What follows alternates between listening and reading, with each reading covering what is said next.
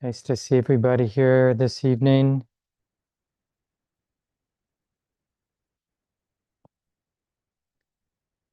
I'm guessing in part what brings us to a program on a Friday evening is, in our own way, we found that what we pay attention to and what attitude of mind that we value and cultivate, it really matters. And there are a lot of forces internally, just in terms of our habits, and a lot of forces externally in terms of what's driving our culture, our society, that will promote, attitudes of fear and aversion and hate. And so it's not like we can afford to be neutral. We have to actively, in a sense, take a stance. No. I'd like to direct this mind, my heart, in the direction of metta, of goodwill. And this is not some sentimental nicety, like we like the idea of being loving or something like that. It's really functional and pragmatic. And it's, in a way, it is the most direct way to take care of our life, to care about what sort of attitude is getting cultivated. The basic way that we're relating to others and relating to ourselves and relating to our situation, kindness, goodness, or ill will. And it's not rocket science, like what actually works for us, what really takes care of us. So that's really why we're here, is in the sort of meditative environment where we've reduced some of the distractions, we can build some momentum. We can, in a way, amplify the qualities we want to amplify and starve or not amplify the qualities we don't want to amplify. And we build momentum. Because it's easier to do it in the context of being here in community, in a relatively quiet place, dedicated to keeping loving kindness, keeping this goodwill in mind.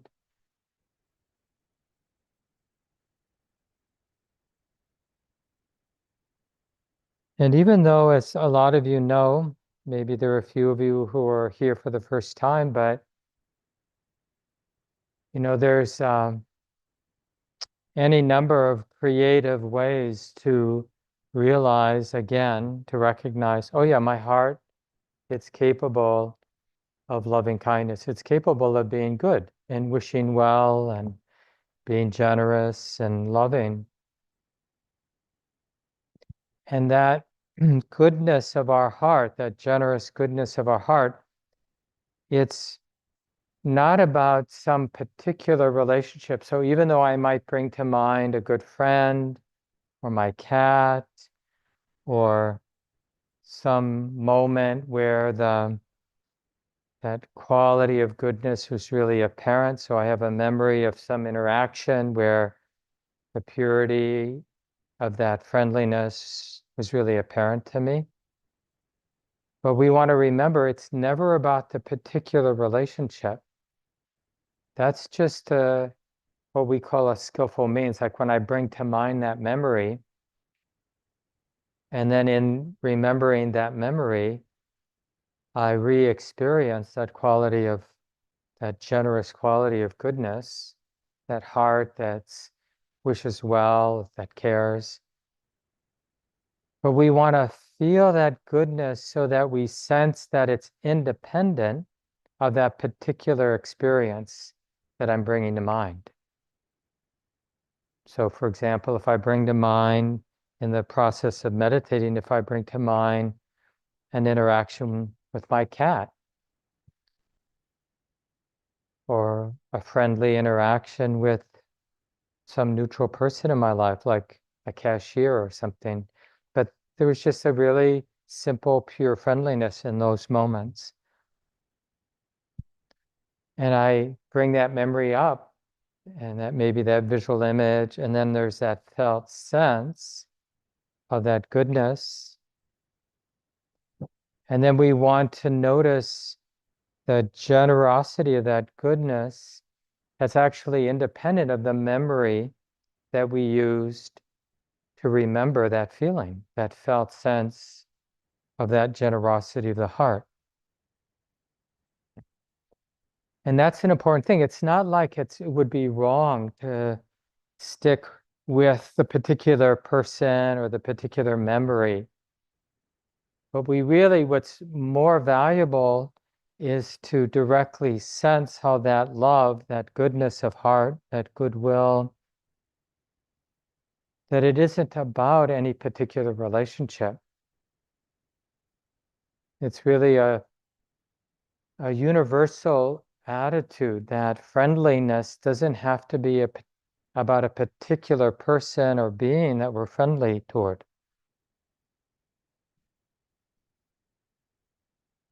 And maybe you can even sense that now, whether you're at home on Zoom with us or here in the room in Minneapolis. There's close to 40 of us here tonight. And just even though we probably don't know many of the people who are here with us, isn't that possible to just have that a friendly sense of all the people we're here with? Like, is it a big stretch for our heart to sense in the same way that I want to be safe? May you all be safe from harm. May deep wisdom and love protect all of us. And may we all be happy and peaceful, healthy. And may we live our lives with ease. May we navigate all the circumstances that come our way with real ease, through the difficult, through the pleasant. May we live our lives with ease. And just sensing that generosity, like sometimes we feel, or we don't feel, but we think that there's some like limitations of that goodness. Like, well, I can't care about everybody because I'll run out. But when we check it out, it's just like the more we wish well, the more we have that sort of friendly, generous quality, the more there is that generous, friendly quality. It doesn't run out. Then we know that it's not some kind of business relationship where I'll love you if you love me, but we're really tapping into that capacity, that boundlessness of loving kindness, of metta. So that's what we'll be doing for the guided meditation, and we'll have a discussion.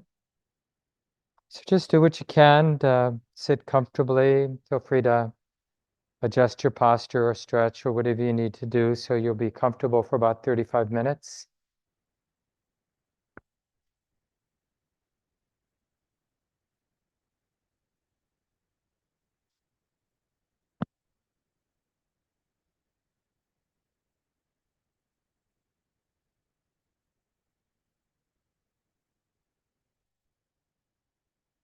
So the first step is just to, in a creative way, arouse or remember this felt sense of loving kindness, of metta. Traditionally, we might begin with ourselves, but you can begin with whatever being is easy for you to have that felt sense of loving kindness or metta, that goodwill of the heart.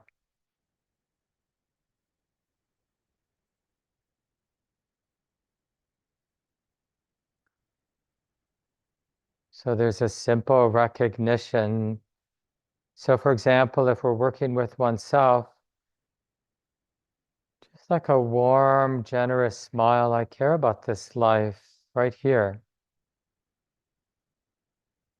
Care about this sensitive heart right here. May the deepest love and wisdom protect me always. And may my sensitive heart be happy and peaceful.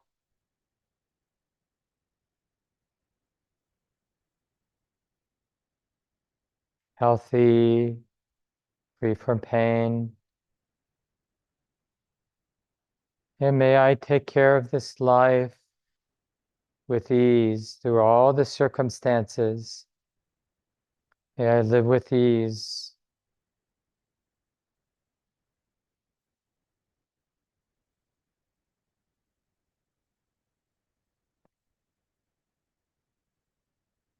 May the deepest wisdom and love protect me always. May my sensitive heart be happy and peaceful.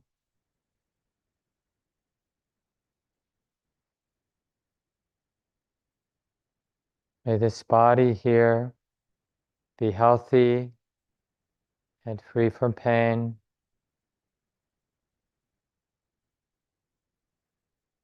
May I navigate this life with ease through all the twists and turns.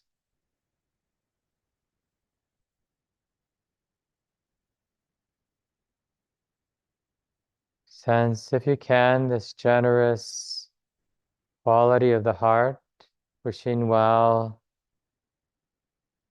like a generous smile toward oneself or whoever you're bringing to mind. But the key is to sense the generosity of the heart, the giving of the heart.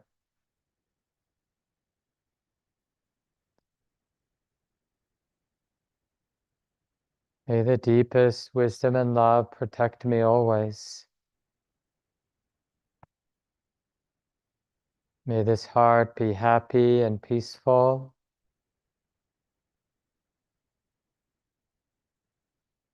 And this body healthy and strong.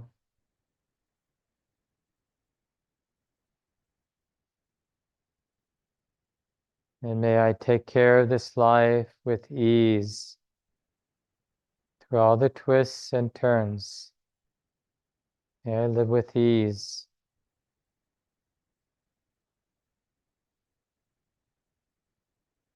So let's continue on our own with whoever you started with as a way of arousing and learning to have that felt sense of metta, loving kindness.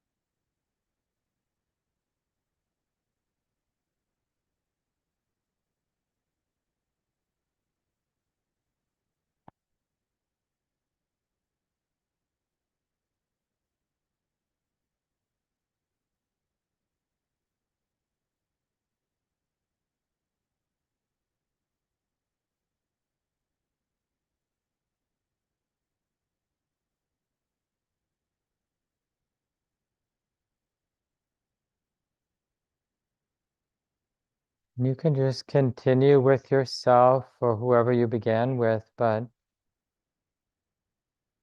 you realize that just as I care about this life,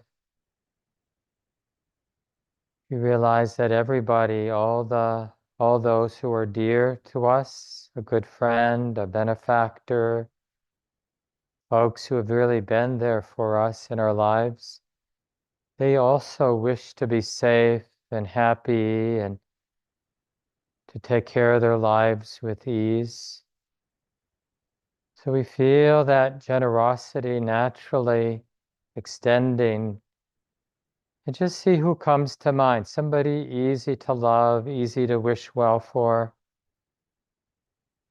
It might be helpful if you can to have a visual sense or a felt sense of that person, or it might be a being like a pet.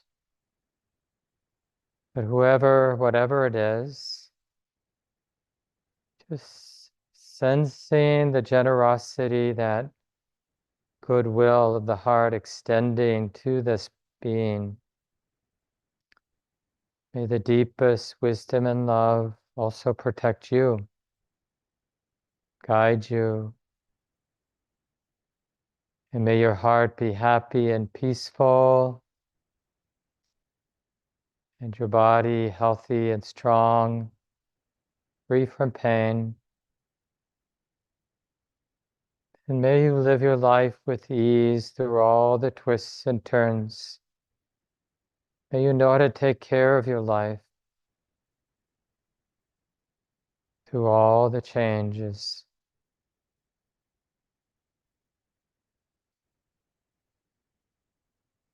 So feeling that natural expansion that includes other beings, just start where it's easy, take your time.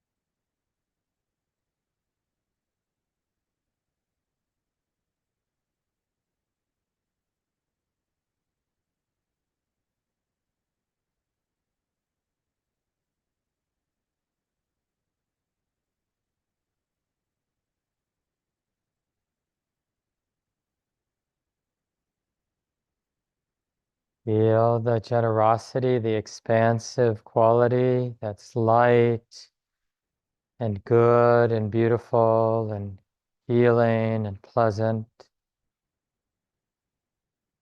So we're accessing something that feels good, this quality of loving kindness. It's not something we're forcing. We're uncovering a natural capacity,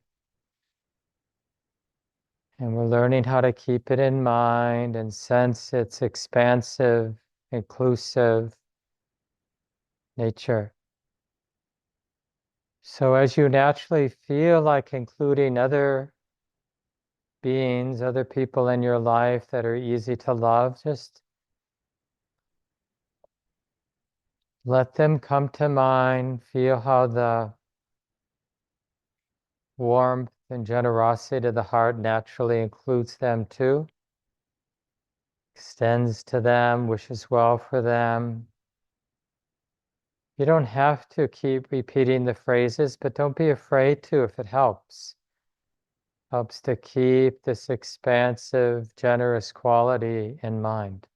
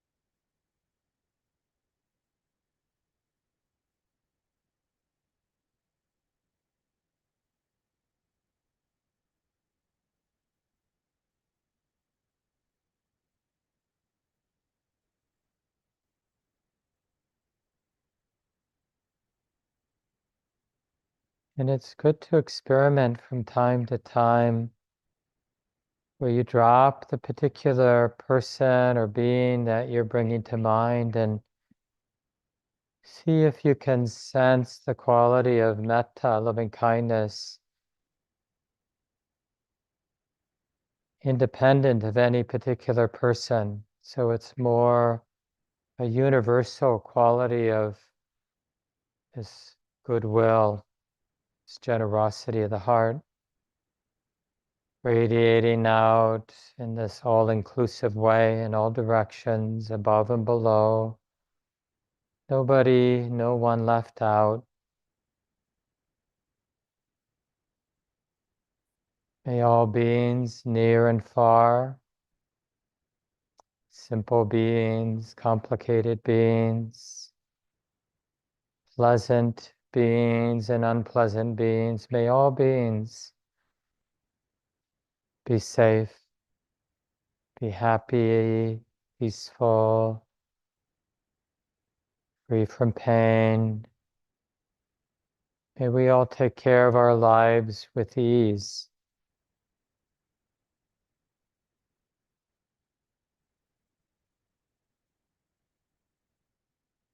Boundless.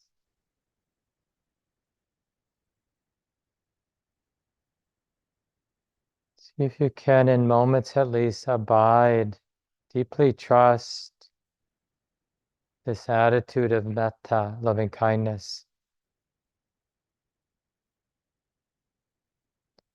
like a warm and generous smile shining out, radiating out in all directions.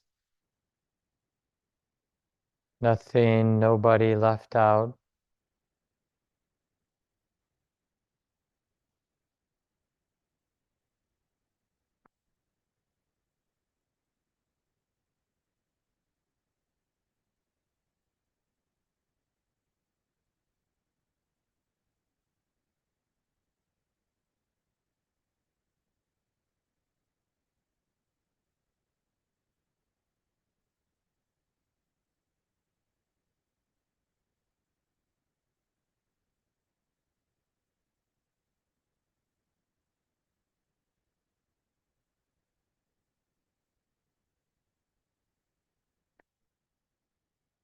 Sensing how the entire space of the heart and mind is colored by this beautiful quality of goodwill, friendliness. It's really the absence of any ill will, the absence of judgment.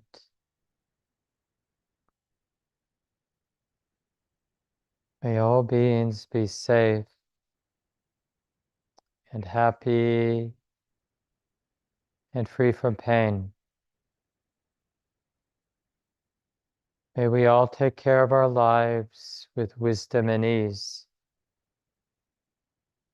navigating all the change that comes our way with wisdom and ease.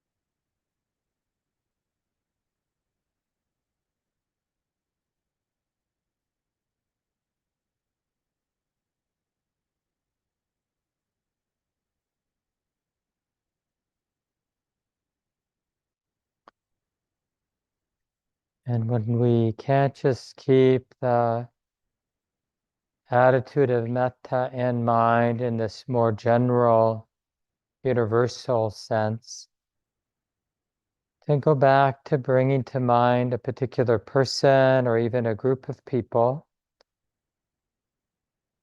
and realize your capacity to wish well, to feel in a more direct way this friendliness of the heart, this generosity to the heart that wishes well for that particular person or that group of people, group of beings.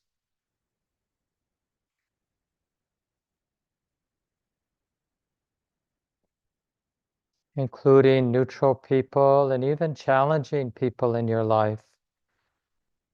Are there really people who don't deserve our wishes for their well-being? And just because we wish well for somebody doesn't mean we want to be around them or we're going to let them take advantage of us. It just means we're not going to hate them. It means we understand that in the same way that we wish to be safe and happy and at ease, they also wish to be safe and happy and at ease.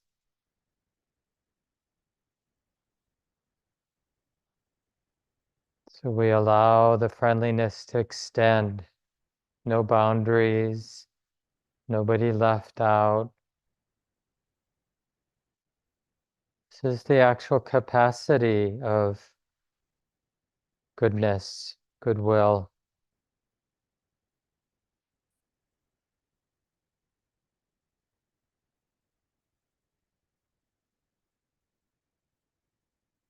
May all beings be safe. May the deepest wisdom and love protect us always. May all of our hearts, sensitive hearts, be happy and peaceful.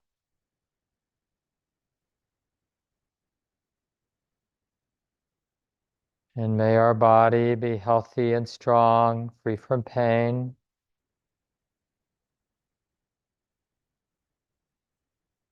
And may we take care of our lives through all the twists and turns with great skill and ease.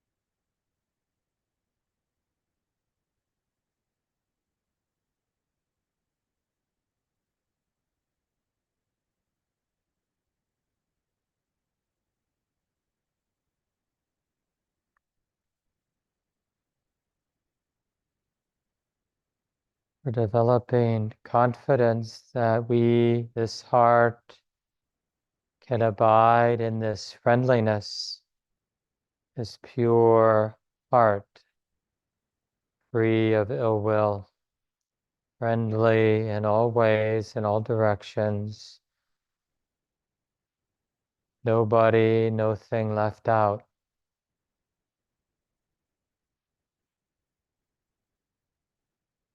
A heart that wishes ease all around.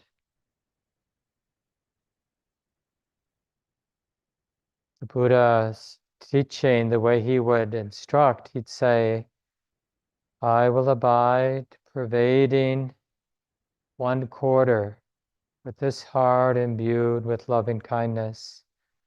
Same with the 2/4 to my right, 3/4 behind, 4/4 to the left, above, below, all around, everywhere and every way. I will abide, pervading the all-encompassing world with this goodwill, this loving kindness that is abundant and exalted, beautiful, boundless, immeasurable. It doesn't run out. I will abide, pervading this world with loving kindness, free from hostility, free from all ill will. I will abide.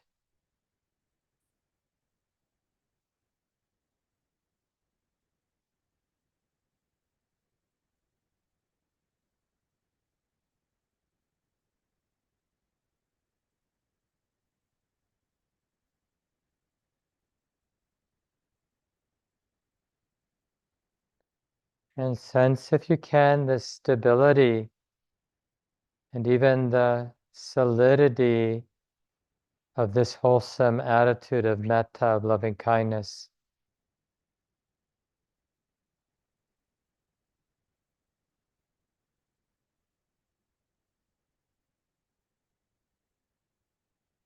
And whatever might arise in our experience, it's a very functional attitude. We just understand, oh yeah, now this, and I care about this too. And we just do what needs to be done in the moment, but we don't need to rely on fear and ill will. The attitude of loving kindness allows us to be nimble and functional as we live our lives. I will abide, pervading all 4/4 with loving kindness, above and below, all around, everywhere, in every way. I will abide, pervading the all-encompassing world with this goodwill, this kindness, abundant, exalted, immeasurable, free from hostility, free from ill will. I will abide.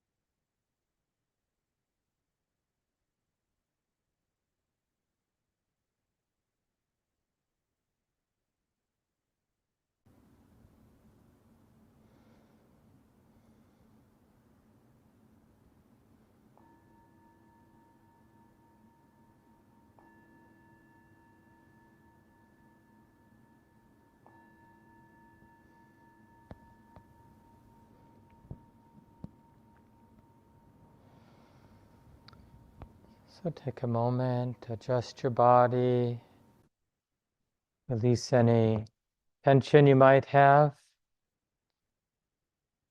And we usually take this time before we have our discussion time to have Chelsea read from our community well-wishing book. Some of you know that book that is here. And those of you who don't live in Minneapolis, you can always ask Gabe here in our office to put something in the book. And it's not just when somebody is having a difficult time, but even really beautiful moments that you want the community here at the center in Minneapolis to know about. And it just gives us an excuse to care for each other. So we take 5 or 10 minutes just to have Chelsea read whatever's been written in the book this last month.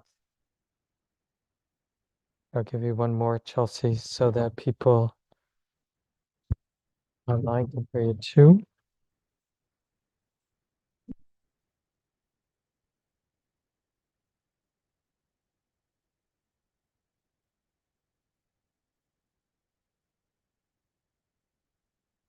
Thanks to Common Ground and all its volunteers and Sangha for being such a welcoming place.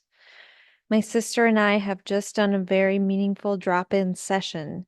We are sending metta to all, especially the soul of our brother Al, who died by suicide a little over a year ago. We planned to meditate here together, but it never happened, though I know he was here at least a couple of times meditating. Gratitude. For Thelonious Monk.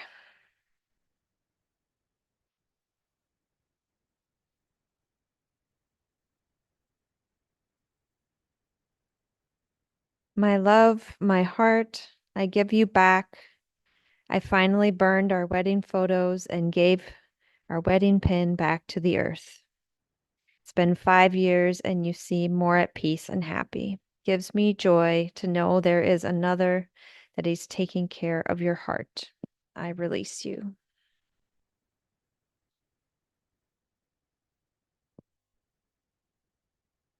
Sending metta to all those who are experiencing the grief and loss of divorce or separation in a loving relationship.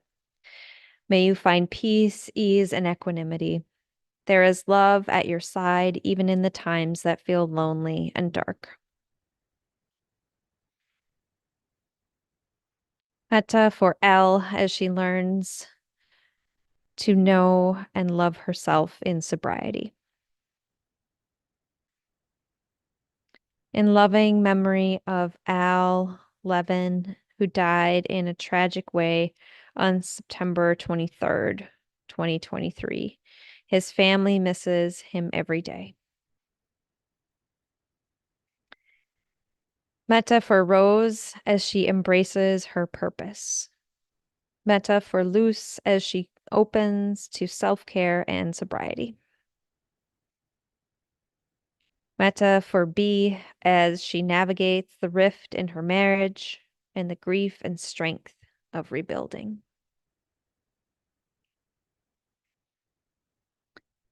Metta for my very loved and beautiful friend Anne as she grieves her partner's passing and gets rest from many months of being his caretaker.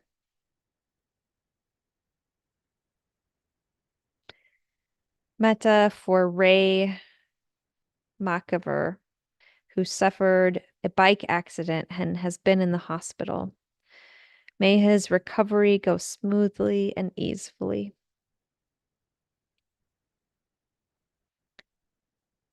Metta and compassion for my father and stepmother as they navigate the changes and challenges of life after stroke. Mudita for my son as he enjoys the freedoms and the newness of college life.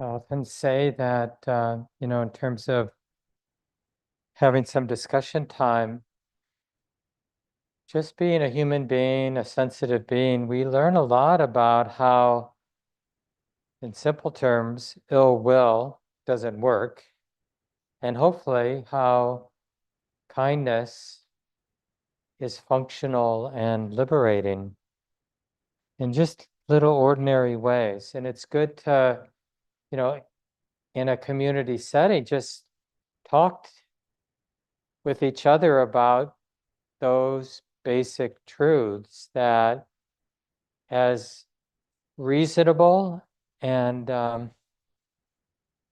easy it is to be angry and hateful and resentful and fearful, it doesn't really work for us.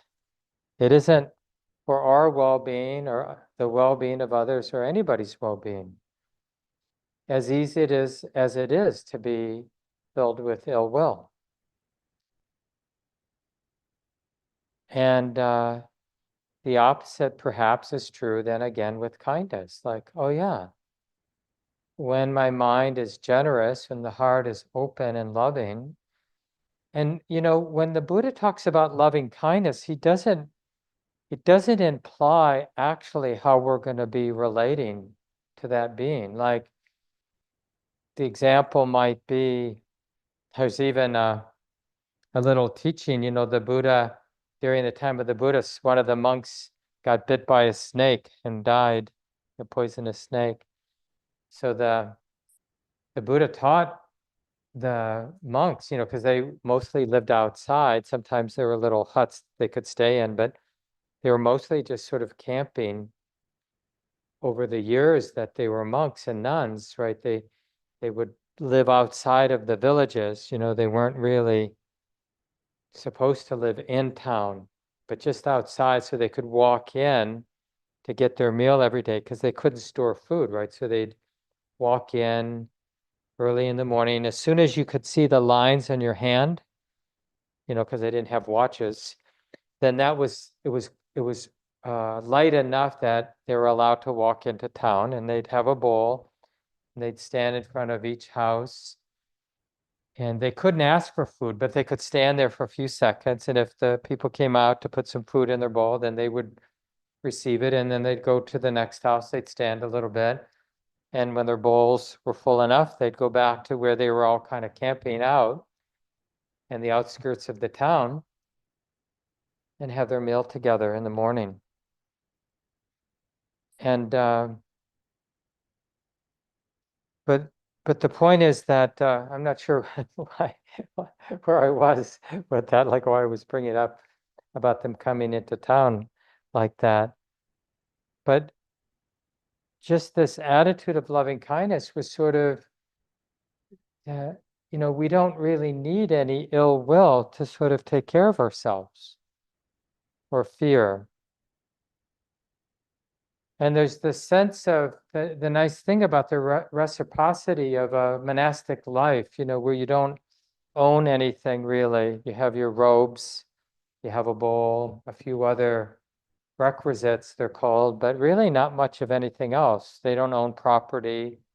You can't even hold food more than that day. And traditionally, you'd be done eating by midday. You don't eat afternoon. Take your food in the morning or the first half of the day. And that the refuge, and it really is a refuge, and we can begin to experiment with it even as a layperson. The refuge is in this mind or heart that is free of ill will. Do I really need ill will? Can we read the news without resorting to ill will? Can we go to our job scenes, whatever that is for each of us, without needing ill will? Can we hang out with our family without falling into ill will, resentment, irritation even? Can we be alone without ill will, judgment, self-hatred, self-judgment? And of course, ill will come up, won't it? Because it's our habit. But we can then notice it and we can relate to any ill will that does come up for ourselves or for others with kindness. Oh yeah, I'm really irritated. And I care about that because this is how it is sometimes for me. I get really irritated and it hurts, and I can care about that hurt. Or I read the news and I get frightened or I get angry and that hurts. It's tight and I care about that. And I can wish, well, may wisdom and love protect me. May this heart right here, right now, find a way to be peaceful and at ease. May this body be free from pain. May I learn how to live my life, take care of my life with ease, with skill.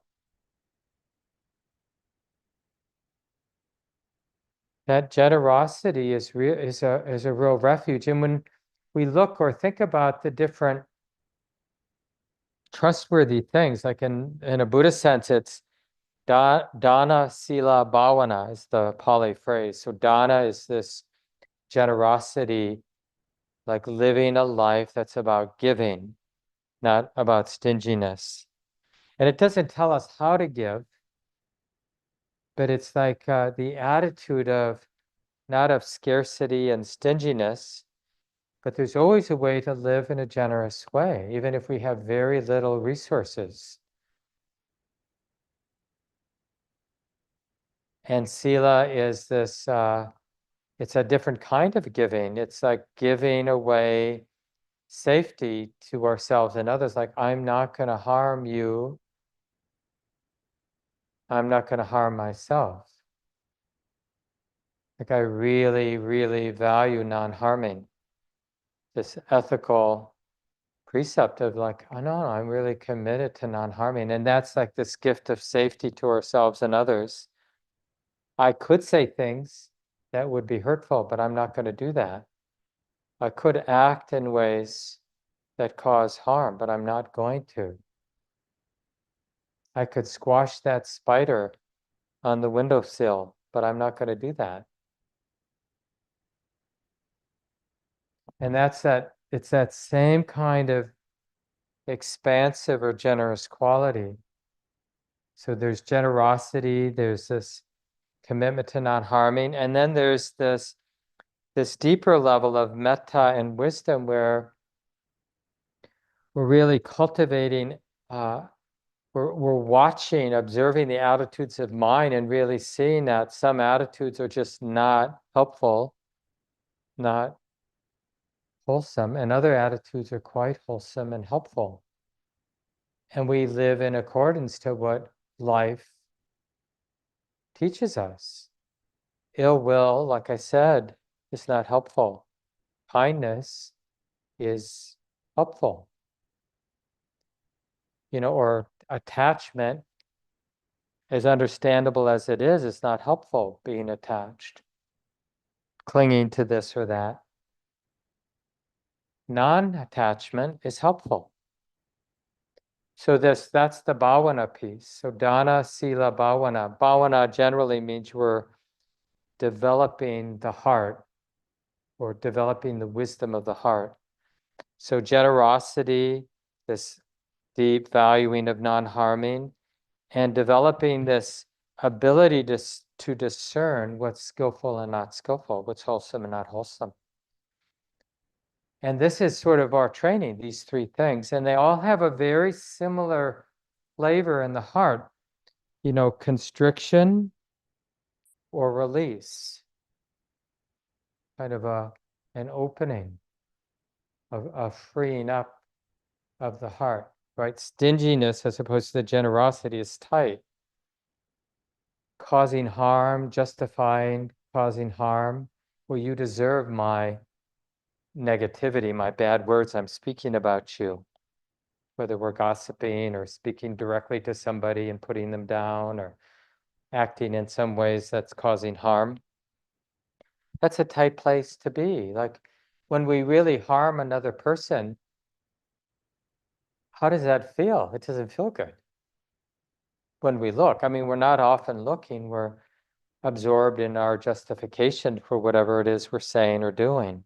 But if we had the wherewithal to feel, we'd go, oh, this is tight. And it's the same thing, like when we're not caring about what's wholesome and unwholesome, when we're not discerning that and living in accordance to what we see, that's also tight. And when we are paying attention to what's wholesome and unwholesome, we feel liberated because we're kind of learning the way. Oh yeah, so glad to see that that attitude is really constricting. Like, oh, good to know. Because if I didn't know that, I'd just do that because that's the habit of my mind. But now I can see it for what it is. It's constricting, and I can make other choices, even though it won't be easy because it's not my habit, but I can change.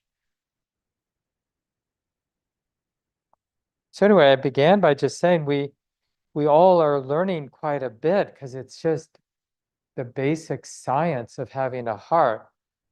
Like, what is in the direction of this constriction, this self-centeredness, and what's in the direction of the release of that constriction. And metta is one of the ways that we observe the difference between aversion and ill will, which is constricting, and metta, loving kindness, which is the release of that constriction. And the more we directly sense both, right? We learn from both. Like, we learn when the mind really has a lot of negativity or ill will.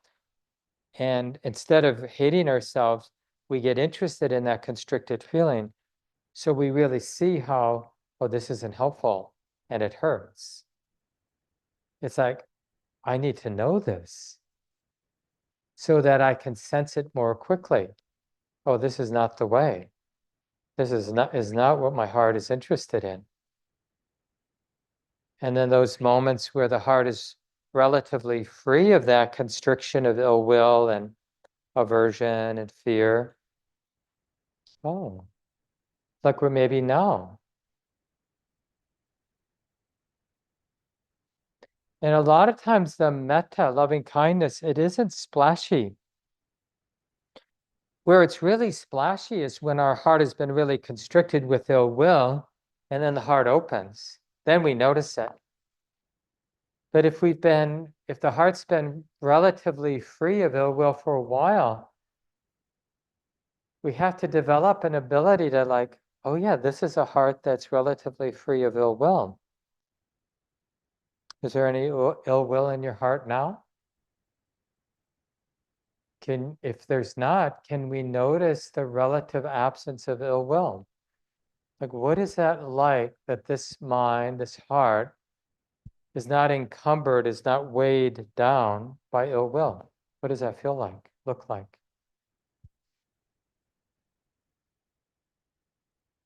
I mean, we might have ill will towards the pain in our body, but then we can see, oh, that's not helping. It's not needed. Does it make the pain in my body better, hating it, right?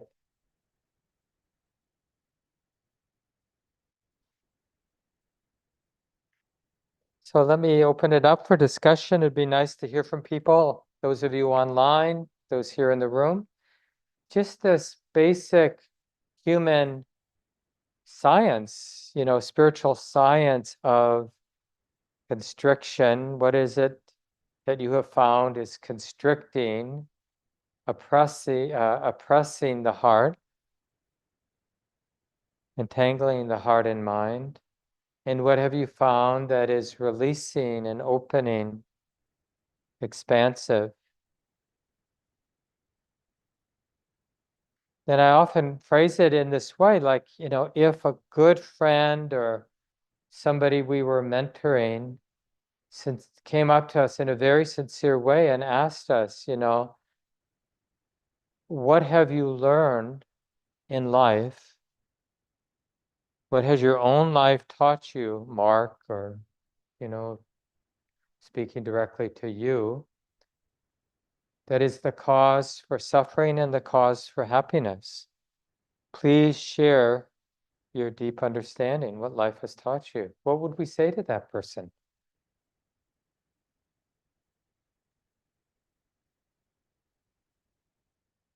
Because it would be nice for you to say that now in front of the group. because we learn from each other. And Buddhism is really pragmatic in this way, like we're learning basically from cause and effect. We're cultivating the stability of present moment awareness so that we learn the causes for stress and the causes for release, first on a relatively surface level, and then in deeper and deeper levels. What are the causes for contraction, the grip of hate, the net of delusion, the burning of craving, as the Buddha, that's how he described them. Yeah, so who'd like to share? Questions, of course, also appropriate, especially questions about how you might do the formal meditation, but also your own learnings, both from your meditations, but also from daily life around contraction and release, and especially as it relates to the attitude of loving kindness. What comes to mind? And people online, you can just unmute yourself, or if you know how to raise your digital hand, that would be great. Okay, go ahead. Is it Joe or Kelly? It's Joe. Go ahead, Joe. And, yeah, thank you. I'm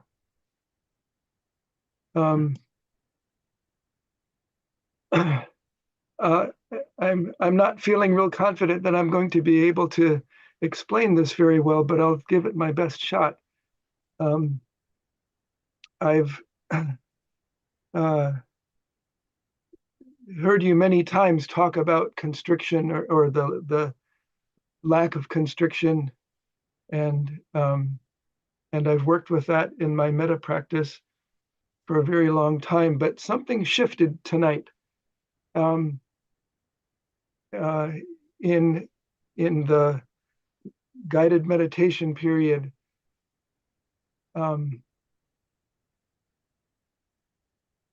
where I had this very clear felt sense of the lack of constriction, in that, like,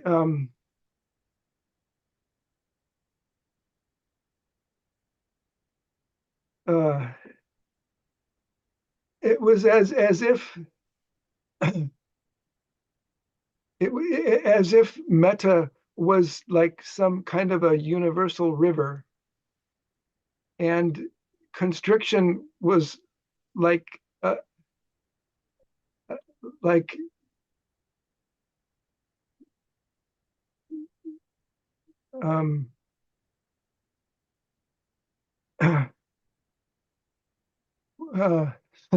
I'm not doing very well here.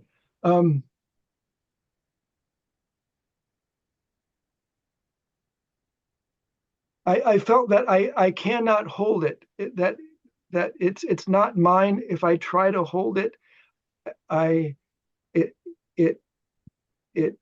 it kills it. But if I just open up, it just flows. And it's not me, it's not mine. It's just, and I felt this very deep, beautiful, clear sense of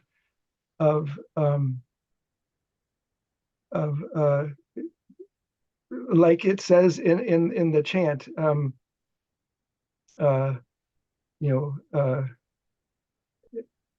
immeasurable and boundless,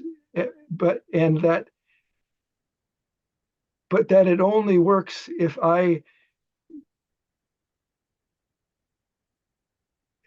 really just stay completely open. And I don't think I can explain it any better than that, but I just wanted to say thank you for helping me see and feel that. Yeah, thank you, Joe. I thought it was very clear what you said. I mean, I know it's not easy, but yeah, and it reminds me of the instructions that I sometimes repeat from Venerable Analayo, this German monk. I mean, it's just right from the Buddhist teachings, but he just breaks it down into these 4 steps. Like we need some skill in arousing with confidence that my heart is capable of being loving, being free from ill will. And then we want, having aroused metta, we want to notice the generous nature of the metta we've aroused. Like it has a giving flavor, felt sense, that expansive sense, right? And then like this is kind of getting into the territory that Joe shared with us. Then if we really attune to the generosity of metta, we'll notice that it doesn't have any end. It's boundless. It's like he said, Joe said, it's a river, right? There's something flowing and it's not running out, right? That's an actual experience that people have. It's an insight when we see that that's the nature of that attitude of loving kindness. It is a movement, and the movement doesn't have an end. So like in the traditional words, it's boundless or immeasurable. And then this last stage is like where we would say the words abiding in loving kindness. It's really what Joe was talking about. Like we have to get out of the way. We have to drop the idea that I'm doing it, because it's too gross of an idea given the level that we're experiencing the nature of that attitude of loving kindness. It's actually, even though it might be useful initially, like when I'm thinking about my cat and I'm thinking, oh, may you be well, it feels very personal. It feels like I'm doing it. But when I've noticed the generosity and noticed the boundlessness of that goodwill, then that anything that's sort of making it personal is actually now in the way. And we really want to like see, well, can I just trust whatever's moving and the goodness of whatever's moving?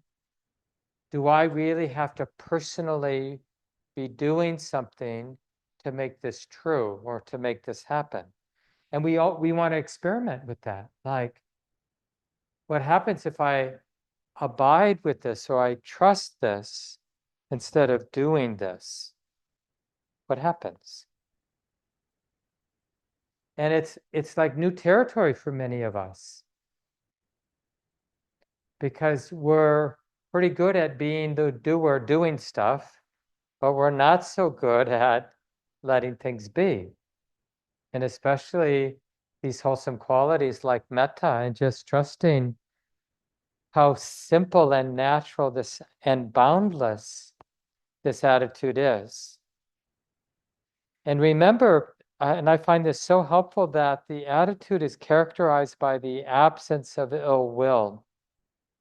That's really the most useful way, like to really, to have the confidence to just abide, to let go of doing, is to see that there is no ill will, and I can really trust that. There's no fear. There's no irritation or aversion. It's very simple.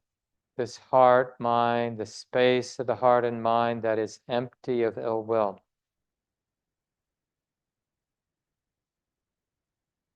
And it helps us tease out these romantic ideas of what loving kindness is. You know, we might have a kind of a personal image of me filled with love. And that can be helpful initially, like I said, to arouse it, whatever that image might be. But then as we really get to know that attitude of loving kindness, we have to kind of trust our experience more than our initial idea or image. Yeah, thanks for getting the conversation going, Joe. Who'd like to go next? Anybody in the room or anybody online? Yeah, please, you want to come up here so they can hear you?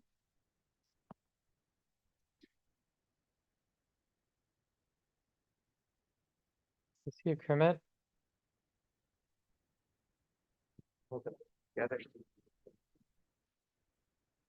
Yeah, I might have shared this before. but sometimes the use of, set phrases or categories or things like that can seem kind of cumbersome. And uh, what I'll do sometimes is if I can generate some sense of metta, it doesn't have to be anything big, but just a little bit of it. And then whoever comes to mind, just kind of cast an inward smile at them. And it doesn't take any effort, and it builds a momentum of its own, and a new person will come up with each breath just automatically. It's not contrived or thought out, or just whatever comes up, and there's an endless supply of beings that will come to your mind. So it's kind of like a constructive way of using all that proliferation that my head is full of all of the time. So, and then maybe there's an attitude of a little agitation or distractedness. I can kind of smile at that too, and then it just goes right back to the different people that I know in my life. So, anyway. Mhm. Yeah, it's beautiful, Kermit. And the thing that's really important to experiment that he just mentioned is just the felt sense of the smile.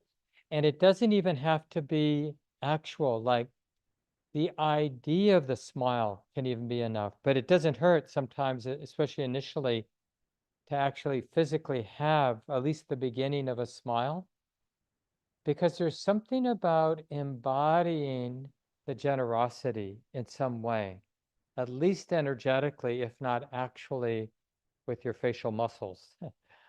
But there's something about, like hunkering down, oh, poor me, kind of that, the narrowness or constrictedness of that attitude to like, no, I can, like the proximate cost for generosity is some kind of inner abundance, like there's something I can give away. And we can always give away our good wishes. Even if we have absolutely nothing, we can wish well for ourselves and others. And a smile is kind of a physical representation of that natural generosity. Who here hasn't been a recipient of somebody's simple, authentic smile, that they gave to us naturally, it wasn't like part of a business relationship.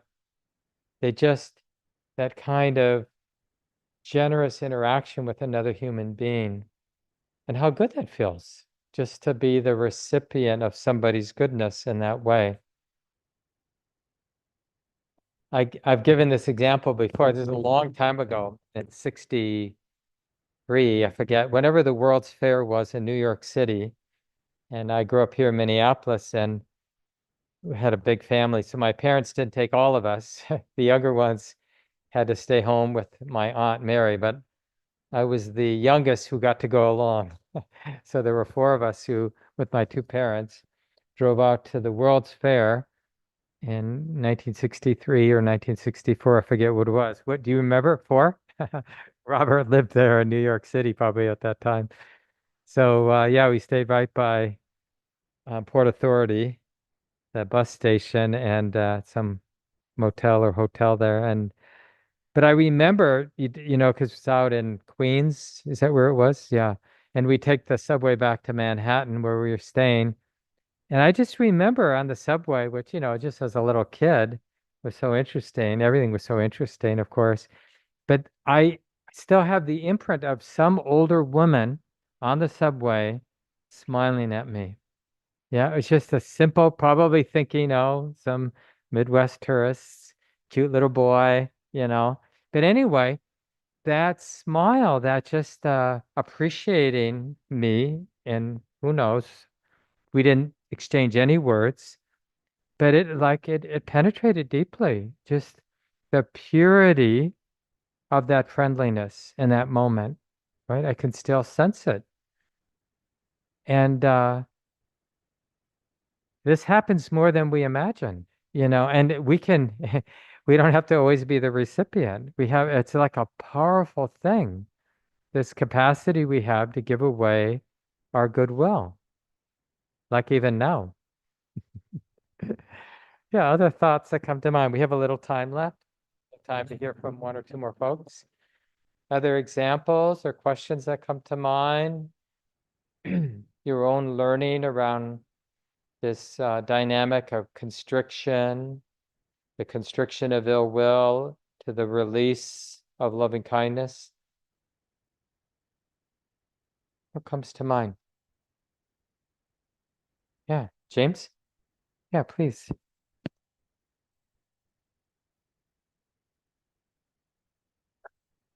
This is it somewhat a response to your question about what have I figured out is really suffering.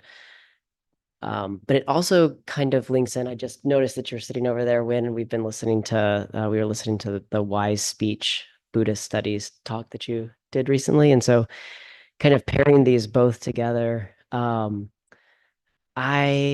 the other day I was driving, it was a couple of weeks ago, and I did something that made somebody mad and they flipped me off. And um and I had this moment of getting really defensive of like I was in the right, and then like getting really angry, and then I noticed, oh, actually I'm really like my feelings are hurt. I actually don't think I did anything wrong, and I'm actually feeling quite sad. And there was this moment of this shift of I can hold this constriction and be angry and be right, or I can be like honest with myself. Um, Thinking of like the this is actually the true story is that like I'm kind of sad, and maybe I'll just be like a little bit sad right now that my feelings hurt. And in an instant, um, all my negative feelings towards this other driver, or he was a cyclist or something. I can't remember even who it was now, but all the negative feelings went away. Um, and it was just this interesting moment of noticing this. I feel constriction in the body, and I can create a story that keeps me right. And then I stay constricted. Or I just admit I might be wrong, I might not be wrong, but either way, I'm acknowledging with honesty, this doesn't feel very good. And that was the harder thing to do, but then everything felt a little bit easier um, uh, after that. So I'm not exactly sure what the total learning lesson is in that, other than it's been an interesting new step in my life to admit this body, this person here is worthy of noticing, oh, pain is happening. Pause, notice that. Maybe feel a little bit um like sad with that person feeling that pain right now. He deserves that.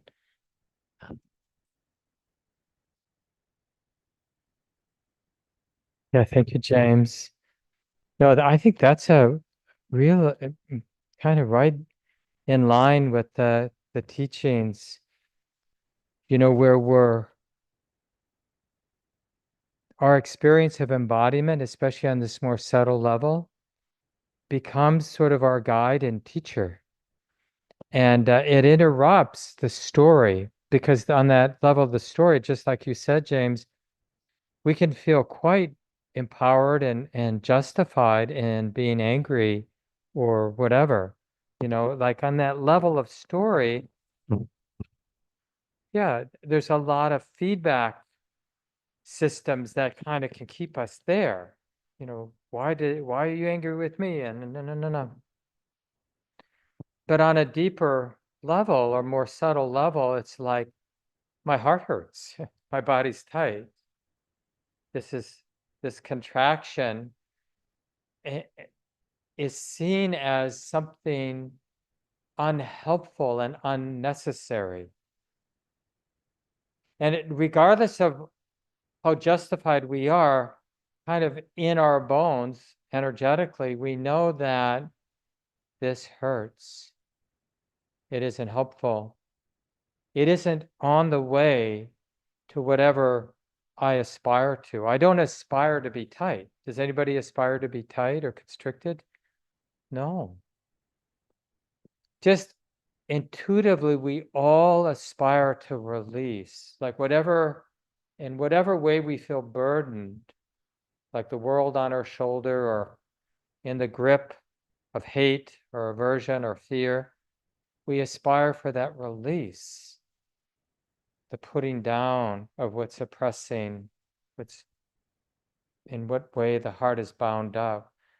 There's some deep spiritual intuition about the possibility of release. But so we have to have that moment of honesty that you talked about. Like, I don't know much, but I want to be honest. This hurts. You talked about it as sadness, right? This, because we're sort of sensing like, oh yeah, I do have this vulnerable, sensitive heart, and it just got squashed a little bit in this interaction, and it hurts. And but we're having some honesty, and then in that intimacy and that honesty, then it gets clear, like, why would I want to get tight around the sadness or this hurt? Why would I want to get tight around it?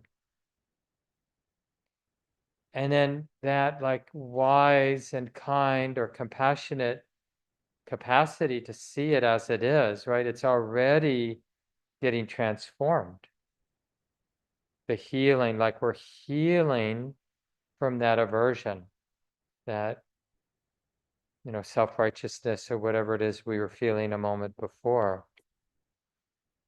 But it does mean we have to feel the vulnerability, when we're sensitive. But we feel it with compassion, with tenderness, with kindness. Oh yeah. Because we're kind of moving through this world where so many people are hurting and acting out their hurt, in different ways. We're stepping on each other's toes all the time.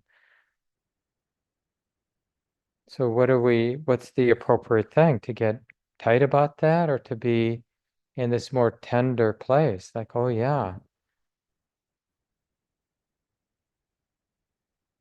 I care about this tender world.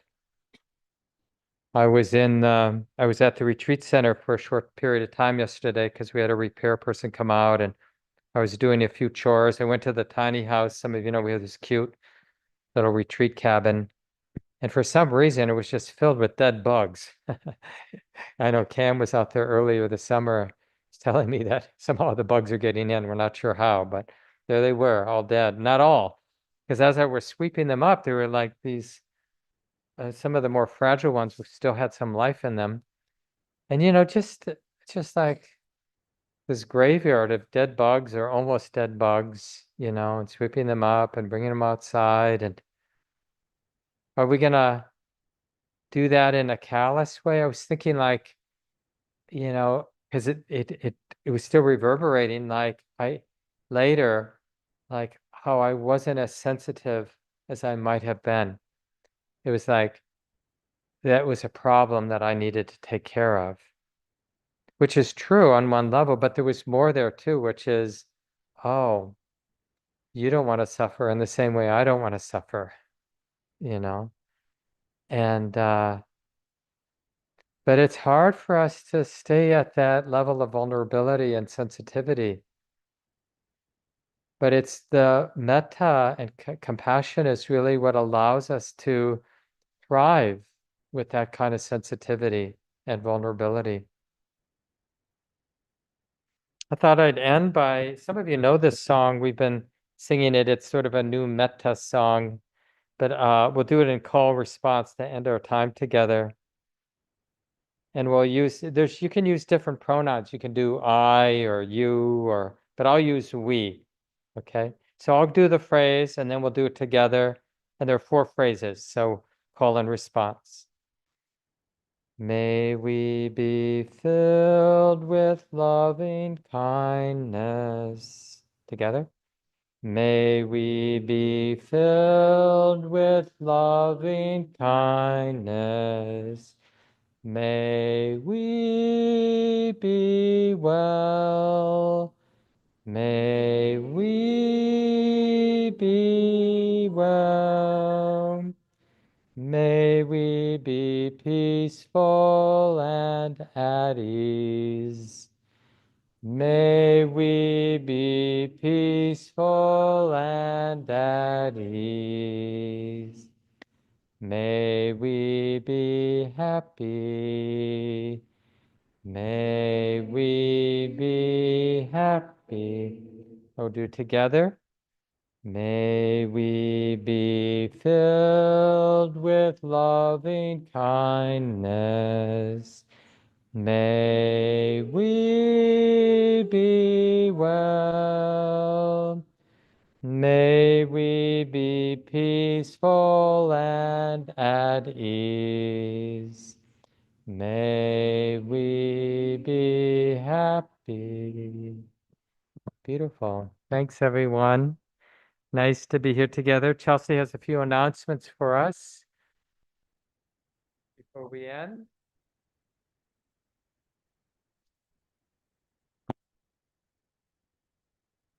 A few things coming up. Couple retreats. So there's a half-day retreat with Mark and Gabe, and that is Saturday, tomorrow, from 1 to 5 in person or on Zoom. So you can still join that. Then there's a day-long retreat with Shelley Graff on November 23rd, also a Saturday. So that's from 9:30 to 4. And again, you can do it either here at the center or on Zoom. And then this Sunday, there is a day of remembrance with Kyoko Katayama and Patrice Kolsch, from 2 to 3:30 in person. And all of our retreats, courses, and workshops, you can find on the online calendar on the website and register for them there. And all of the programs are offered freely in the spirit of dana and generosity. So the invitation is to receive that freely. And then if you feel so moved, you can return the gesture. And if you would like to do that through volunteering, there's lots of opportunities. Or if you've got extra monetary resources, you can donate as well, either in the bowl with cash or check that's on the other side of this wall, or you can go onto the website and donate online. Thanks, everyone.